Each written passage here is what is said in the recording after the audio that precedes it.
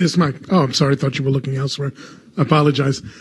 This question directed to Commissioner General Lazzarini, but Foreign Minister Safadi, more than welcome to jump in if you'd like.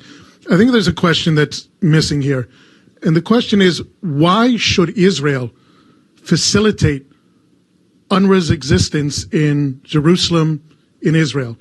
You have a situation where Israel would not welcome in an Iranian embassy because we know what Iran is about. It's only attacked Israel once, but we know it seeks Israel's destruction.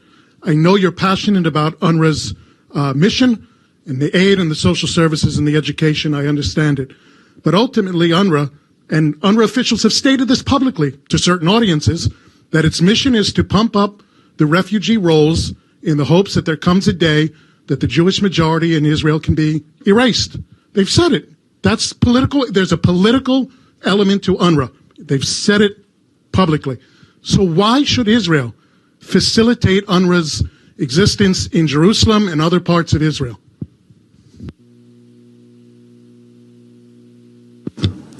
Because Israel is not above the law. Because Israel, as the occupying power, has to abide by international law, which says the occupying power cannot prevent the implementation of international law and for people under its occupation. Because Israel cannot deny Palestinians the right to live, the right to go to school, the right to eat, and the right to breathe, and the right to hope. Because UNRWA is mandated by the General Assembly that speaks on behalf of the whole international community. That is why UNRWA exists. UNRWA is there to help Palestinian refugees as mandated by the United Nations. Israel has no right, has no jurisdiction legally over the occupied territories except for guaranteeing the safety and well-being of people under its occupation. That is international law, and that is why Israel is, by international law, should be committed to allowing UNRWA in.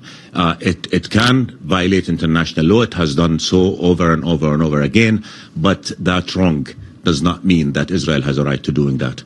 That is why we have international law. That's why we have the United Nations. And if every country decides to be a pariah state and start violating international law, undermining international humanitarian law, then our world will be a jungle. So a quick follow-up to that. So if Israel sees a threat that the international community has essentially imposed upon it, it has no right to... Where is the threat that the international community is imposing? Is it a threat to feed children? No. Is it a threat to allow children to go to school? Is it a threat to vaccinate people against polio? Is it a threat to say the Palestinian people have rights, inalienable right, anchored in the Charter of the United Nations? Where is the threat? I mean, it is ridiculous to assume that a United Nations agency mandated with a humanitarian work could be a threat to anybody. UNRWA is not a threat. UNRWA is an asset. UNRWA is an agency that's saving lives, that's helping people, that is keeping hope. That is what UNRWA is. And therefore, to assume that UNRWA is a threat is just beyond reason, beyond logic. Very, very quickly, I know colleagues want to answer questions. I'm putting aside, as I told Commissioner General Lazzarini, not talking about the aid, social services, education, humanitarian missions, polio campaigns, none of that. Simply the refugee issue that Israel sees as a threat to its majority. That's all I'm talking about. Israel doesn't decide who's a refugee or not. The international law decides. Israel is an occupying power, and therefore it has to abide by international law. UNRWA is mandated by the UN to help refugees until their issue is resolved in accordance with international law. And let me remind you, in 2002, the Arab Peace Initiative was out there, and it spoke of an agreed to solution to the refugees problem within the context of addressing the final status issue. How could a child be a threat to Israel? How could Palestinians who are living under Israeli occupation be a threat to Israel?